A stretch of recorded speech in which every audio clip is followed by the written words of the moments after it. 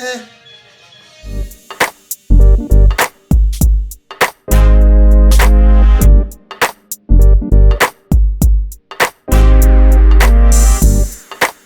What's good, y'all? It's your boy Suflash here, back with another review.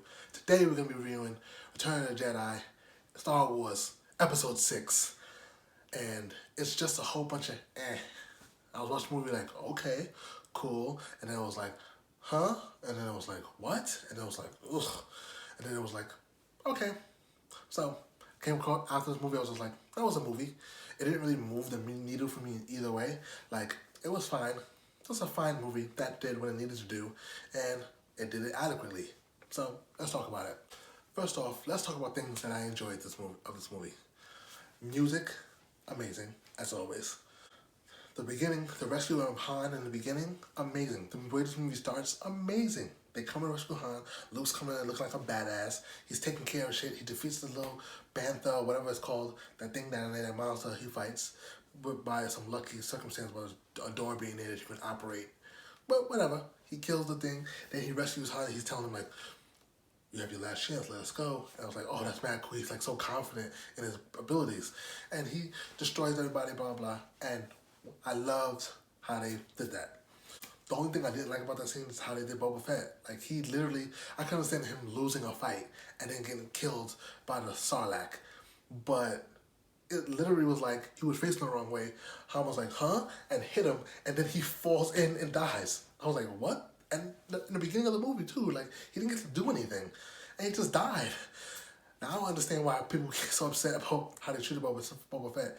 Because it's like, what the if he's such a legendary bounty hunter, how did he die in such a stupid way? The lightsaber duel at the end with Luke and Vader and Emperor Palpatine, loved it.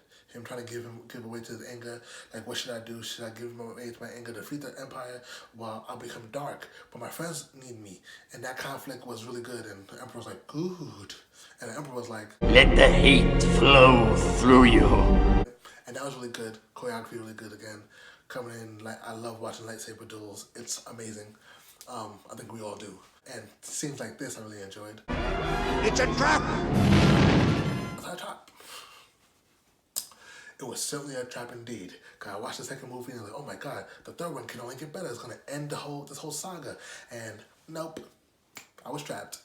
It was a trap. Oh, and the speeder chases were cool. Even though the first one, when Luke and Leia are chasing the stormtroopers to get them to not tell their friends about them, way too long. Like, it lasted way too long, and there was a catalyst for the whole Ewok thing.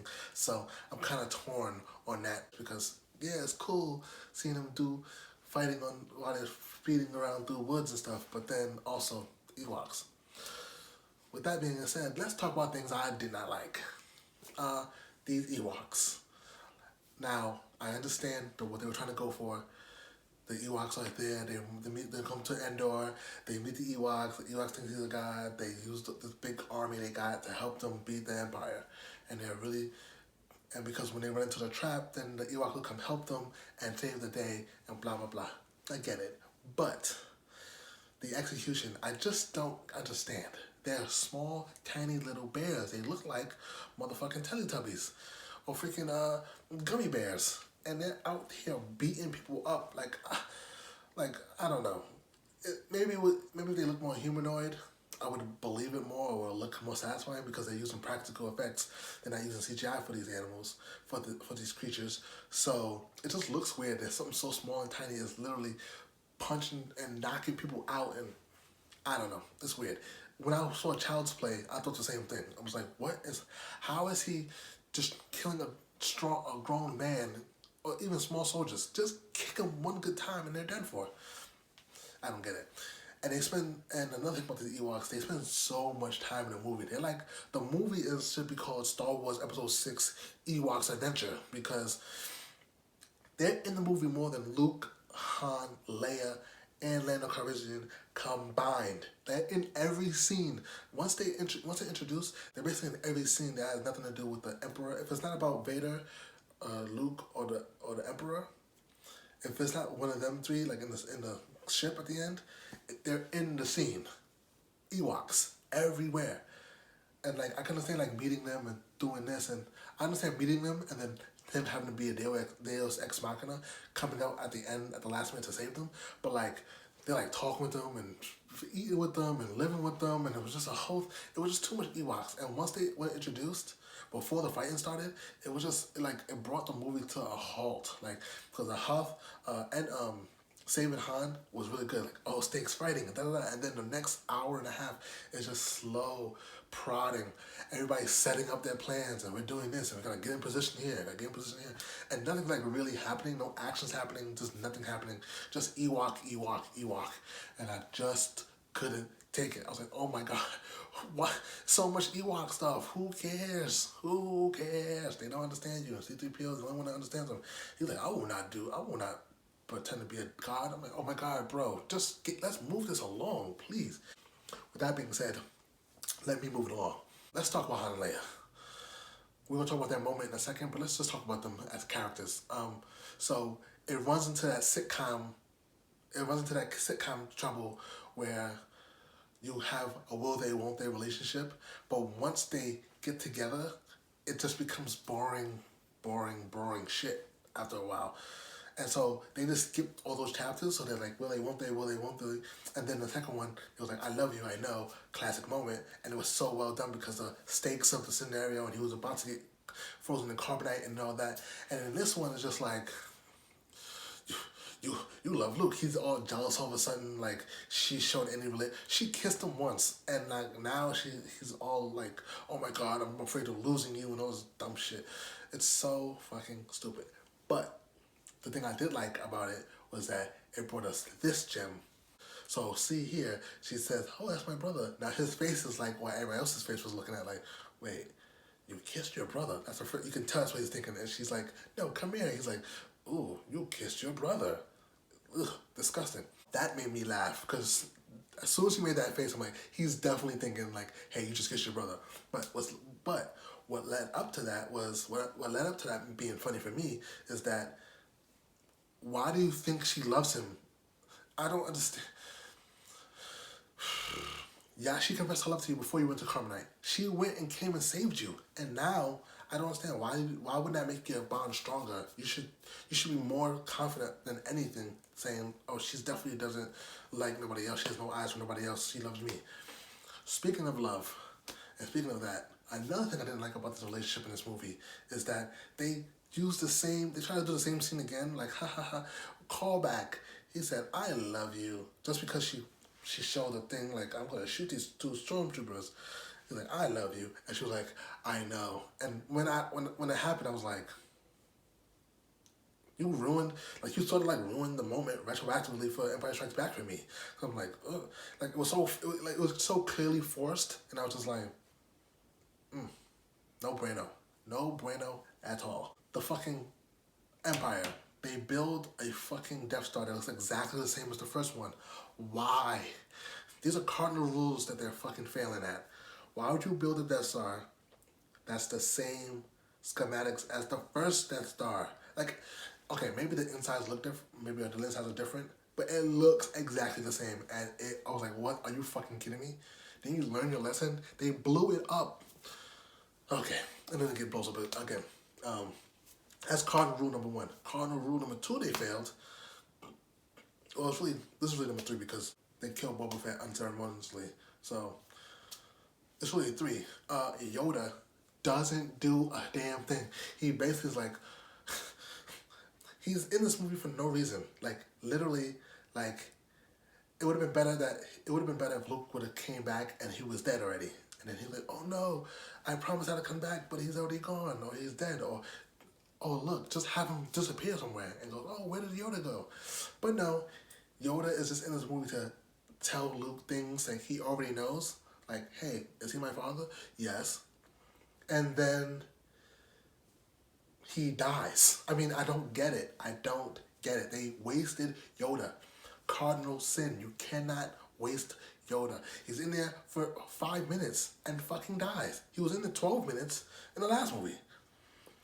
And this movie dies. It boggles my mind. Honestly, my big problem with this movie is that they do stuff like that, like I think I just mentioned, but like it's really like the beginning is really cool, the ending is really cool, and everything in the middle, I'm just like, who cares? Who cares? They go in, they get caught, oh, it's a trap, look. The hate flow through you. And it's like, oh, look at them. We're going to set up here. We're setting up this. We're setting up this. The movie's 2 hours and 12 minutes, and they spend an hour just setting up stuff. Like, hey, and not even like how movies do it, where they're like, hey, let me show you a montage of the stuff we're setting up. No, it's like, hey, let's get in position. Let's get in position. Blue leader, green leader, let's get in position. Let's get in position. Let's get in position. With them not actually doing anything. And it just, I don't know. The Ewoks show up and the whole movie grinds to a halt, and it grinds to a halt until to the very end, where Luke is doing his lightsaber battles, because you gotta have a lightsaber battle in the Star Wars movie. And that's when it picked up. I was like, okay, finally, there's some stakes. What will he choose? He's troubled. What can he do? And then the whole Darth Vader turn. I mean, I didn't really care for it. I didn't really care. I was like, oh, and he's not, now I won't let you kill my son. No. And he throws the Emperor, and the Emperor dies. And I was just like, oh, okay. Still didn't move, like that. There's nothing wrong with that scene, and it's fine, and it works. And they were foreshadowing like, hey, he's troubled, and he might help him. He might turn him from the dark side, and then he kills Emperor Palpatine, and I'm just like, okay, that's cool, I guess. Music's good. The beginning of the movie is great. End of the movie is great. The middle is just a whole. They're wasting characters. Lando doesn't do anything. Chewbacca's in this movie. Apparently, I think I saw him get captured once. Didn't see him fight anybody really. He helped a Wookiee do something. I was like, oh, cool. But this is really the Ewok show. Yeah. They should have Ewoks. They should have the names of all the Ewoks in the credits before Luke, Han, and Leia show up. Like, just all the Ewoks. Because if they were in this movie, I mean, would this be a movie? Like, if they showed up to Endor and there was no Ewoks, I mean, I guess they all would have just died, and then that would have been the end of Star Wars, and then it would have been somber. Yeah, I mean, there's nothing else to say. This movie was just a whole bunch of blah, and a few funny parts, a few things I laughed at, but all in all, it was just like, this is kind of boring. Not gonna lie, it's kind of boring. Yeah, so that's been our review of the movie Star Wars Episode 6: Return of the Jedi. We got the prequels to get through next, and I gotta tell you, not looking forward to it. Not looking forward to it. I mean, I'm a huge fucking nerd, so I know, like, they're terrible. Hope it's not as bad as people say they are. Hopefully, with me not having all this backstory and all this non-canon book knowledge and all this other stuff, it won't be so bad. I hope.